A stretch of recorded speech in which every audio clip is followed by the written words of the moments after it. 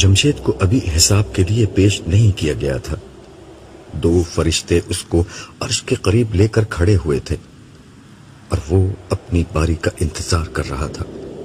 اس کا چہرہ ستا ہوا تھا، جس پر دنیا کے 50-60 برسوں کی دولت مندی کا تو کوئی اثر نظر نہیں آتا تھا، لیکن حشر کے 1000 برس کی خواری کی پوری داستان لکھی ہوئی تھی۔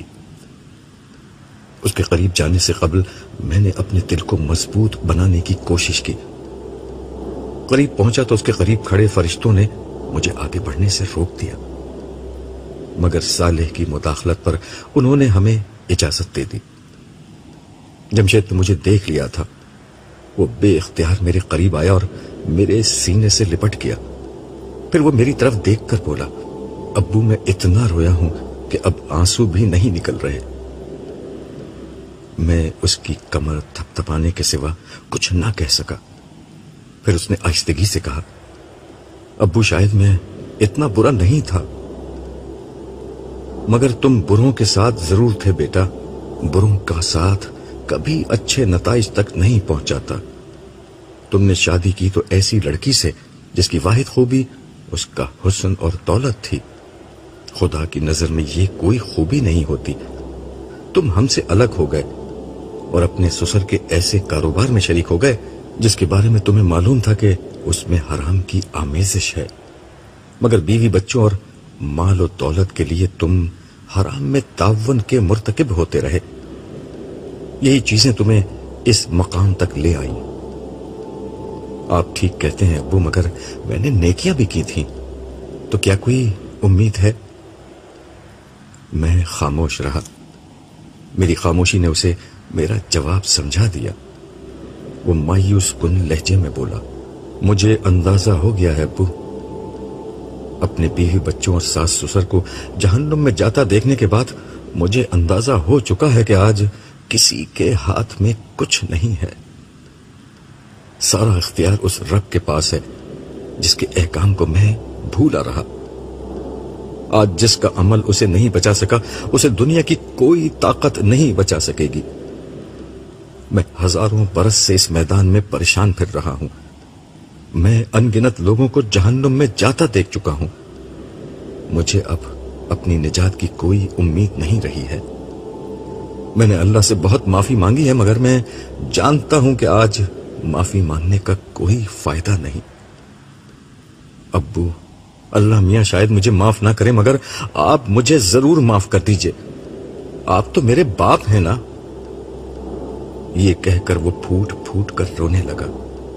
میں نے بہت کوشش کی کہ میری آنکھوں سے آنسو نہ بہیں، مگر نہ چاہتے ہوئے بھی میری آنکھیں برسنے لگیں۔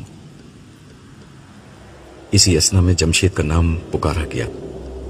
فرشتوں نے فوراً اسے مجھ سے الگ کیا اور بارگاہ ربوبیت میں پیش کر دیا۔ وہ ہاتھ باندھ کر اور سر جھکا کر سارے جہانوں کے پروردگار کے حضور پیش ہو گیا۔ ایک خاموشی طاری تھی۔ جمشید کھڑا تھا، مگر اس سے کوئی سوال نہیں کیا جا رہا تھا۔ مجھے سمجھ میں نہیں آیا کہ اس خاموشی کی وجہ کیا ہے۔ تھوڑی دیر میں وجہ بھی ظاہر ہو گئی۔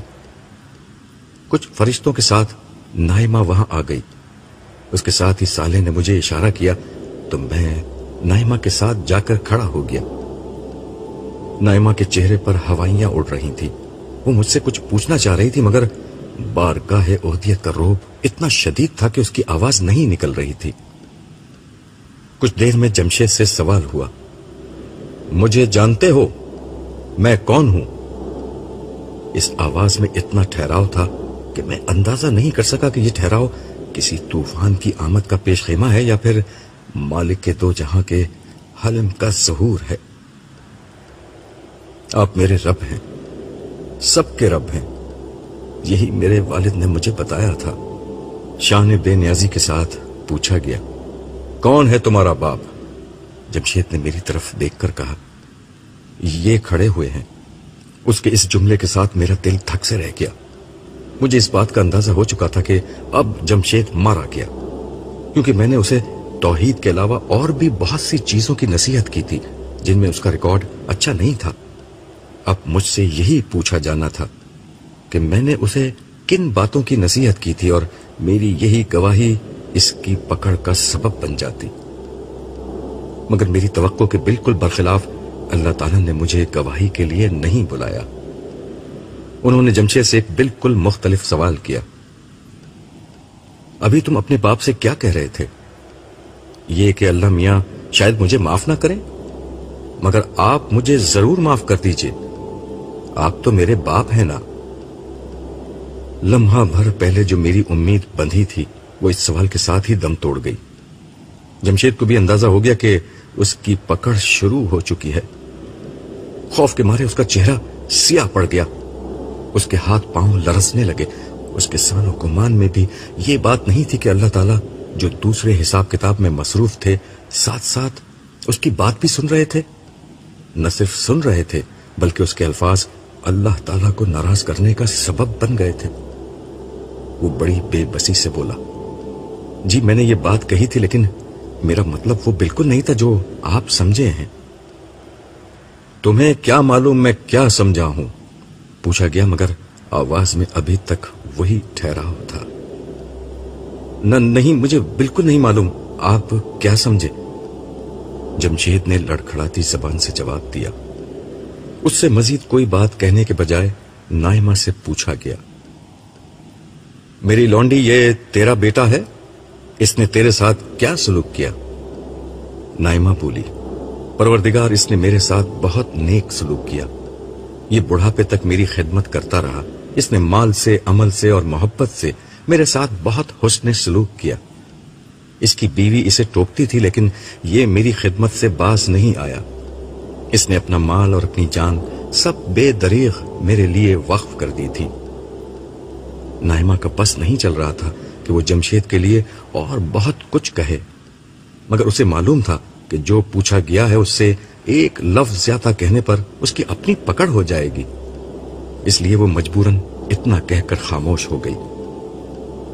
پروردگار نے فرشتے کی طرف دیکھ کر پوچھا، کیا یہ عورت ٹھیک کہہ رہی ہے؟ فرشتے نے نامہ اعمال دیکھ کر کہا، اس نے بالکل ٹھیک کہا ہے. اس کے بعد جو کچھ ہوا اس نے میرے دل کی دھڑکن تیز کر دی. حکم ہوا کہ اس کے اعمال ترازو میں رکھو. پہلے گناہ رکھے گئے جس سے الٹے ہاتھ کا پلڑا بھاری ہوتا چلا گیا. اس کے بعد نیکیاں رکھی گئیں. ہم سب کے چہرے فاق تھے. ایک ایک کر کے نیکیاں رکھی گئیں مگر وہ گناہوں کے مقابلے میں اتنی کم اور ہلکی تھیں کہ میزان میں الٹے ہاتھ کا پلڑا بدستور بھاری رہا. آخر میں صرف 2 نیکیاں رہ گئیں. بظاہر فیصلہ ہو چکا تھا. نائمہ نے مایوسی اور بے کسی کے ملے جلے احساس کے ساتھ آنکھیں بند کر لی. جمشید اپنا سر پکڑ کر بے بسی سے زمین پر گر گیا. میں جس وقت سے میدان حشر میں آیا تھا میں نے ایک دفعہ بھی عرش کی طرف دیکھنے کی ہمت نہیں کی تھی، مگر نہ جانے اس وقت پہلی بار بے اختیار میری نگاہیں مالک ذوالجلال کی طرف اٹھ گئیں. ایک لمحے سے بھی کم عرصے کے لیے اس ساتھ میرے دل سے وہی صدا نکلی جو زندگی کی ہر ناگہانی اور مشکل پر میرے دل سے نکلا کرتی تھی، لا الہ الا اللہ.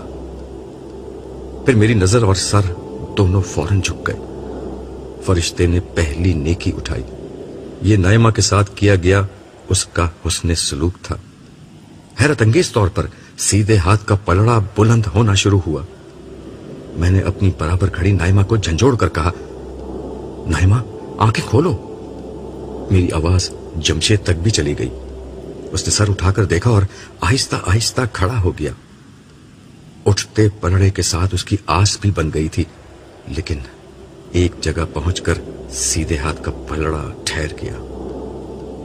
الٹے ہاتھ کا پلڑا ابھی تک بھاری تھا.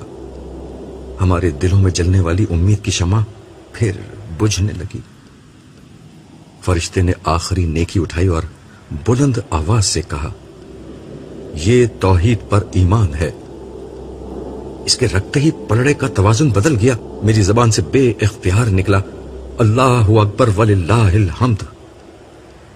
اس کے ساتھ ہی مدھم لہجے میں آواز آئی، جمشید تمہارے باپ نے تمہیں میرے بارے میں یہ بھی بتایا تھا کہ میں ماں باپ سے 70,000 گنا زیادہ अपने बंदों से मोहब्बत करता हूं। ये तुम थे जिसने मेरी कदर नहीं की, इसीलिए मैदान हशर में तुम्हें इतनी सख्ती उठानी पड़ी। मेरा अदल बेलाग होता है, मगर मेरी रहमत हर शय पर गालिब है। फरिश्ते ने निजात का फैसला तहरीर करके नामाए अमाल उसके दाहिने हाथ में दे दिया। जमशेद के मुंह से शिद्दत जज्बात में एक चीख निकली। उसे जन्नत का परवाना मिल गया था। हजारों साल पर मबनी इस तवील और सख्त दिन की अजियत से उसे निजात मिल गई, बल्कि हर तकलीफ से उसे निजात मिल चुकी थी। वो भागता हुआ आया और हम दोनों से लिपट गया। नाइमा पर शादी मर्ग की कैफियत तारी थी। जमशेद की आंखों से आंसू रवां थे और मैं अपने वजूद के हर राशे के साथ उस रब्बे करीम की हम्द कर रहा था जिसकी रहमत कामिला ने जमशेद को मुआफ कर दिया था। हमारा पूरा खानदान हौज़े कौसर के वीआईपी लॉन्च में जमा था। मेरी तीनों बेटियां लैला, आरिफा और आलिया और दोनों बेटे अनवर और जमशेद अपनी मां नाइमा के हमरा मौजूद थे। जमशेद के आने से हमारा खानदान मुकम्मल हो गया था, इसलिए इस दफा खुशी और मुसर्रत का जो आलम था वो बयान से बाहर था। यूं अपने खानदान को इकट्ठा देखकर मैंने अपने पहलू में बैठे साले से कहा, अपनों में से एक शख्स भी रह जाए तो जन्नत का क्या मजा। मेरी बात का जवाब जमशेद ने दिया, जिसकी बीवी, बच्चे और ससुराल वालों के बारे में जहन्नुम का फैसला हो चुका था। हाँ अब्बू, मुझसे ज्यादा ये बात कौन जान सकता है। आप बहुत खुशनसीब हैं। ये खुशनसीब इसलिए हैं कि अपने घर वालों की तरबियत को इन्होंने अपना मसला बना लिया। वो तो तुम ही नालायक थे, वरना दूसरों को देखो, सबके साथ अच्छा मामला हुआ है। इस दफा नाइमा ने कहा, अम्मी आप ठीक कह रही हैं, मगर मुझे दुनिया में ये ख्याल रहा कि मेरे अब्बू की शफाअत मुझे बख्शवा देगी। दरअसल मेरे ससुर के एक पीर साहब थे जिन पर उन्हें बड़ा एतकाद था। वो हमेशा मेरे ससुर से कहते थे कि मेरा दामन पकड़े रखो, मैं कयामत के दिन तुम्हें बख्शवा दूंगा। बस वहीं से मुझे ये एहसास हुआ कि मेरे अब्बू जैसा तो कोई हो नहीं सकता, उनकी शफाअत मेरे काम आएगी। उसकी बात सुनकर मैंने कहा, बेटा तुम बिल्कुल गलत समझे थे। देखो तुम्हारे ससुर को उनके पीर साहब नहीं बचा सके। हकीकत यह है कि शफाअत को जरिया निजात समझने की दावत न हमारे नबी ने दी और न कुरान मजीद में यह कहीं बयान हुआ है कि इसे जरिया निजात समझो। कुरान करीम तो नाजिल ही इसलिए हुआ था कि यह बताए कि आखिरत के दिन निजात कैसे होगी। उसने बार बार यह वाजे किया था कि रोज़े क़यामत निजात का पैमाना एक ही है, यानी ईमान और अमले साले। नज़ूल कुरान के वक्त सारे ईसाई इस गुमराही का शिकार थे कि हजरत ईसा की शफाअत उन्हें बख्शवा देगी, जबकि मुशरिकीन ये समझते थे कि उनके बुत खुदा के हुजूर उनकी सिफारिशी होंगे। इसलिए कुरान मजीद ने बार बार इस बात को वाज़े किया कि शफाअत का कोई जरिया निजात नहीं है, इंसान को वही मिलेगा जो उसने किया होगा। लेकिन शफाअत का जिक्र कुरान में आया तो है और हदीसों में भी इसका जिक्र हुआ है। जमशेद ने सवाल किया। मैंने उसके सामने एक सवाल रखते हुए कहा, यह बताओ पूरे कुरान या किसी हदीस में कहीं यह कहा गया है कि शफाअत को जरिया निजात समझकर उस पर भरोसा करो और उसके लिए दुआ करो? नहीं, ऐसा तो कहीं भी नहीं कहा गया। जमशेद की जगह अनवर ने पूरे एतमाद और वसूख से कहा, तो जमशेद ने उससे इख्तलाफ करते हुए कहा, नहीं भाई, हम तो हर अजान के बाद शफाअत की दुआ करते थे। मैंने जमशेद की बात का जवाब दिया, ये तो लोगों ने हुजूर की बात में खुद इजाफा किया था। हुजूर ने सिर्फ इतना कहा था कि मेरे लिए मकाम महमूद की दुआ करो तो मेरी शफाअत वाजिब हो जाएगी। ये नहीं कहा था कि शफाअत के लिए भी दुआ किया करो। इस पर भरोसा करके अमले साले छोड़ दो और मजे से गुनाह करते रहो। साले ने मुझे मुखातिब करते हुए कहा, अब्दुल्ला तुम रुको, मैं इन्हें शफाअत का तसव्वुर तफसील से समझाता हूं। देखो, असल निजात का ज़ाब्ता ईमान और अमले साले है और इसके सिवा कुछ और नहीं। आज अगर किसी को मुआफी मिल रही है तो दरअसल वो किसी की शफाअत से नहीं मिल रही, बल्कि अल्लाह ताला के इल्म, कुदरत और रहमत की वजह से मिल रही है। قرآن مجید میں اس بات کو اس طرح بیان کیا گیا ہے کہ اللہ تعالیٰ بس شرک ہی کو معاف نہیں کریں گے، اس کے علاوہ جس گناہ کو چاہیں اور جس شخص کے لیے چاہیں بخش سکتے ہیں۔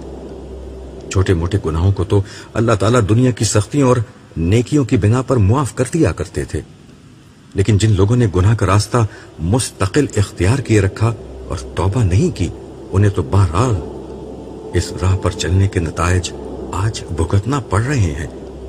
تاہم کوئی بندہ مومن جب اپنے گناہوں کی کافی سزا بھگت لیتا ہے۔ صالح نے یہیں تک بات مکمل کی تھی کہ جمشید نے لقمہ دیا، جیسے میں نے بھگتی یا پھر لیلا نے میدان حشر کی ابتدائی خواری اٹھائی تھی۔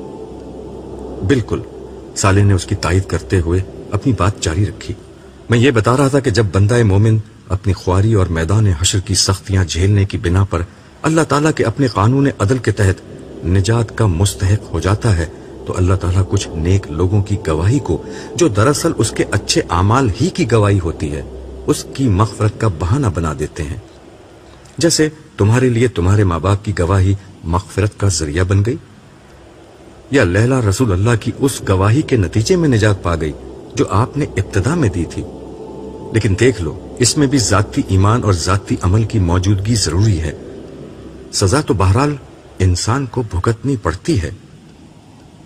تو یہ بتاؤ کہ سزا بھگت کر معافی کا راستہ بہتر ہے یا شروع ہی میں توبہ اور عمل صالح کا راستہ اختیار کر لینا اور بغیر کسی سختی کے نجات پا جانا بہتر ہے؟ ظاہر ہے کہ پہلا راستہ بہتر ہے، مگر یہ بتائیے کہ پھر حضور کی شفاعت کی کیا حقیقت ہے؟ اس دفعہ عارفہ نے جواب دیا اور ساتھ میں صالح سے ایک سوال بھی کر لیا۔ حضور کی شفاعت کا مطلب اگر یہ ہوتا کہ لوگوں کے پاس کوئی نیک عمل نہ ہو تب بھی حضور لوگوں کو بخشوا دیں گے، تو قرآن عمل صالح کی کوئی بات ہی نہیں کرتا، بلکہ قرآن کریم میں اللہ تعالیٰ حضور کی زبانی یہ کہلوا دیتے کہ لوگوں بس مجھ پر ایمان لے آؤ، میں آخرکار تم کو بخشوا دوں گا۔ یہ تو عیسائیوں کا عقیدہ تھا اور اس کا انجام انہوں نے آج بھگت لیا۔ نائمہ نے طنزیہ انداز میں کہا۔ صالح نے اس کی تائید میں کہا، ہم جانتے ہیں کہ قرآن میں ایسی کوئی بات بیان نہیں ہوئی ہے، اس کے برعکس ساری یقین دہانی اس بات کی ہے کہ ایمان لاؤ اور عمل صالح اختیار کرو اور سیدھے جنت میں جاؤ۔ باقی رہی حدیث، تو حدیثوں میں جو کچھ شفاعت کے بارے میں آیا ہے اسے اگر قرآن کی روشنی میں دیکھا جاتا، جو آخرت کے بارے میں حقائق بیان کرنے کی اصل کتاب ہے، تو بات بالکل واضح تھی۔ وہ کیا بات ہے؟ جمشید نے پوچھا۔ وہ یہی کہ آج کے دن گناہ گاروں نے اپنے اعمال کی پوری سزا بھگتنی ہے۔ اس کے بعد حضور کی درخواست وہ سبب بن گئی جس کی بنا پر لوگوں کی نجات کا امکان پیدا ہوا۔ یہ پہلی دفعہ اس وقت ہوا تھا جب حضور نے اللہ تعالیٰ سے یہ درخواست کی تھی کہ انسانیت کا حساب کتاب شروع ہو، جس کے نتیجے میں لوگوں کو انتظار کی زحمت سے نجات ملی۔ دوسری دفعہ آپ نے اور دیگر تمام انبیاء نے اپنی اپنی قوموں کو دی گئی اپنی تعلیم کی شہادت دی۔ یہ شہادت ان سب لوگوں کے لیے نجات کا باعث بن گئی جن کا عمل مجموعی طور پر اس تعلیم کے مطابق تھا۔ جیسے کہ میں، لیلا بولی۔ ہاں، جیسے کہ تم۔ اور اب تیسری دفعہ حضور اس وقت درخواست کریں گے جب کچھ لوگوں کا معاملہ مؤخر کر دیا جائے گا، ان کا حساب کتاب آخری وقت تک نہیں کیا جائے گا، اور وہ اپنے گناہوں کی پاداش میں حشر کے میدان میں خوار ہوتے رہیں گے۔ حضور ان کے لیے بار بار درخواست کریں گے، تاہم جب اللہ تعالیٰ کی حکمت اور علم کے تحت ان کا فیصلہ کرنا مناسب ہوگا، تب حضور کو اجازت دی جائے گی کہ وہ ان کے حق میں کوئی بات کریں۔ پھر حضور کی درخواست کے نتیجے میں ان کا حساب کتاب ہوگا، جس کے بعد جا کر ان کی نجات کا کوئی امکان پیدا ہوگا، اور یہ ہوگا بھی سب سے آخر میں، جب ایسے لوگ اپنے تمام اعمال کی بدترین سزا بھگت چکے ہوں گے اور توحید سے وابستگی اور اچھے اعمال کی بنا پر نجات کے مستحق ہو جائیں گے۔ میرا ایک سوال ہے، انور نے صالح کو مخاطب کر کے کہا، وہ یہ کہ اگر سب لوگ سزا بھگت کر ہی معافی کے مستحق بن رہے ہیں تو اس میں اللہ کی رحمت کہاں سے آ گئی؟ یہ تو بس عدل ہو رہا ہے۔ بہت اچھا سوال ہے۔ صالح نے انور کی تحسین کرتے ہوئے جواب میں کہا، دیکھو اگر وہ صرف عدل کرتے تو ایسے لوگوں کی اصل سزا جہنم کے عذاب تھے، جن کا بھگتنا میدان حشر کی سختیوں سے ہزاروں لاکھوں گنا سخت سزا ہے۔ عدل کے تحت ایسے تمام لوگوں کو جہنم کی سزا بھگتنی چاہیے تھی، مگر ان کی رحمت یہ ہے کہ وہ حشر کی سختی کو جہنم کے عذابوں کا بدل بنا رہے ہیں۔ یوں اللہ تعالیٰ کی صفت عدل اور صفت رحمت کا بیک وقت ظہور ہو رہا ہے۔ صالح نے بات ختم کی تو جمشید نے کہا، تو یہ ہے اصل بات۔ میں تو اس غلط فہمی میں رہا کہ شفاعت کا مطلب یہ ہوتا ہے کہ ہم جتنے مرضی گناہ کر لیں، نبی کریم صلی اللہ علیہ وسلم اور دیگر نیک لوگ ہمیں بخشوا دیں گے۔ یہ تصور اللہ کی صفت عدل کے خلاف ہے۔ یہ بس ایک غلط فہمی تھی جو قرآن کریم کو سمجھ کر نہ پڑھنے کی وجہ سے لوگوں کو ہو گئی تھی۔ نجات تو صرف ایمان اور عمل صالح سے ہوتی ہے، باقی رہی معافی تو وہ اللہ تعالیٰ کی رحمت سے ملتی ہے۔ اللہ تعالیٰ بس یہ کرتے ہیں کہ اس معافی کا اعلان اور سبب کسی نیک بندے کی گواہی یا درخواست کو بنا دیتے ہیں۔ اس سے اللہ تعالیٰ کا مقصود اپنے محبوب و برگزیدہ بندوں کی عزت افزائی ہوتی ہے۔ نجات تو اپنے اصول پر ہوتی ہے، اور تم سے بہتر اب یہ کون جانتا ہے کہ انسان جہنم میں بھی نہ جائے تب بھی گناہوں کی کتنی سخت سزا حشر کے میدان کی سختی کی شکل میں بہرحال بھگتنی پڑتی ہے۔ کیا جہنم میں جانے کے بعد بھی نجات کا کوئی امکان ہے؟ عالیہ نے سوال کیا تو ایک خاموشی چھا گئی۔ کچھ دیر بعد اس سکوت کو صالح نے توڑتے ہوئے کہا، قرآن کہتا ہے نا کہ اللہ تعالیٰ بس شرک ہی کو معاف نہیں کریں گے، اس کے علاوہ جس گناہ کو چاہیں اور جس شخص کے لیے چاہیں بخش سکتے ہیں۔ مطلب؟ انور نے پوچھا۔ مطلب یہ کہ کچھ گناہ جہنم تک پہنچا سکتے ہیں، لیکن ان گناہوں کے باوجود جن لوگوں میں ایمان کی کوئی رمق باقی تھی انہیں آخرکار معافی مل سکتی ہے۔ مگر یہ معافی کس کو ملے گی، کب ملے گی، یہ باتیں اللہ کے سوا کوئی جانتا ہے اور نہ کوئی اور طے ہی کرے گا۔ اور میرے بھائی، جہنم تو ایک پل رہنے کی جگہ نہیں ہے۔ جو لوگ وہاں سے نکلیں گے وہ نہ جانے کتنا عرصہ گزارنے کے بعد اپنی سزا بھگت کر نکلیں گے۔ یہ مدت اتنی زیادہ ہوگی کہ اربوں کھربوں سال بھی اس حساب میں چند لمحوں کے برابر ہیں۔ اس بارے میں تو نہ سوچنا ہی بہت بہتر ہے۔ میرے خدایا، انور لرز کر بولا، جہنم تو دور کی بات ہے، حشر کے میدان میں ایک پل کھڑے رہنا بھی ناقابل برداشت عذاب ہے۔ جمشید نے اپنے تجربے کی روشنی میں کہا۔ لیلا نے اس پر مزید اضافہ کیا، یہ گناہ کتنی بڑی مصیبت ہوتے ہیں، کاش یہ بات ہم لوگ دنیا میں سمجھ لیتے۔ صالح نے بحث ختم کرتے ہوئے کہا، انسانوں کی دو سب سے بڑی بد نصیبیاں رہی ہیں، ایک یہ کہ حشر کے دن کا مرکزی خیال حساب کتاب تھا، مگر لوگوں نے اسے شفاعت کا موضوع بنا دیا۔ دوسری یہ کہ انسانی زندگی میں مرکزی حیثیت ارحم الراحمین رب العالمین کی تھی، جبکہ لوگوں نے غیر اللہ کو مرکزی خیال بنا دیا۔ میں نے صالح کی تائید کرتے ہوئے کہا، کتنی سچی بات کہی ہے تم نے صالح، کاش لوگ یہ بات دنیا میں جان لیتے۔ پھر میں نے اپنے بچوں کو مخاطب کرتے ہوئے کہا، میرے بچوں، اب دنیا کی زندگی قصہ ماضی ہو چکی ہے، اب تمہاری منزل ختم نہ ہونے والی جنت کی بادشاہی ہے۔ سکون، آسودگی، آسانی، محبت، رحمت، لطف و سرور، تمہیں یہ سب مبارک ہو۔ دیکھا تم نے ہمارا رب کتنا کریم اور رحیم ہے۔ آؤ ہم سب مل کر اپنے رب کریم کی حمد کریں اور مل کر کہیں الحمدللہ رب العالمین۔ سب نے مل کر الحمدللہ رب العالمین کو ایک نعرے کی شکل میں بلند کیا۔ عبداللہ، حشر کے دن کے معاملات اپنے اختتام کی طرف بڑھ رہے ہیں۔ تمہیں اگر حشر کے معاملات سے کوئی دلچسپی باقی رہ گئی ہے تو دوبارہ وہاں چلے چلو۔ کچھ دیر بعد صالح نے مجھ سے مخاطب ہو کر کہا، اس وقت حساب کتاب کہاں تک پہنچا ہے؟ نائمہ نے دریافت کیا لوگوں کی زیادہ بڑی تعداد آخری زمانے میں پیدا ہوئی تھی، وہ سب اب نمٹ چکے ہیں۔ مسلمانوں اور مسیحوں اور ان کے معاصرین کا عمومی حساب کتاب ہو چکا ہے۔ اس وقت یہود کا حساب چل رہا ہے، یوں سمجھ لو بیشتر انسانیت کی تقدیر کا فیصلہ ہو چکا ہے۔ دیگر امتوں میں لوگوں کی تعداد بہت ہی کم تھی، اس لیے اب بہت زیادہ وقت نہیں لگے گا۔ میرے استاد فرحان احمد کا کیا ہوا؟ تمہیں کچھ معلوم ہے؟ نہیں، میرا ان سے کوئی براہ راست تعلق نہیں، اس لیے میں ان کے بارے میں کچھ نہیں جان سکتا۔ یہ تو میں جانتا ہوں کہ وہ یہاں حوض پر نہیں ہے، باقی اللہ بہتر جانتا ہے کہ ان کا کیا ہوگا۔ ویسے بہتر ہے کہ اب تم اٹھ جاؤ۔ ٹھیک ہے، ہم لوگ چلتے ہیں، میں نے نشست سے اٹھتے ہوئے کہا۔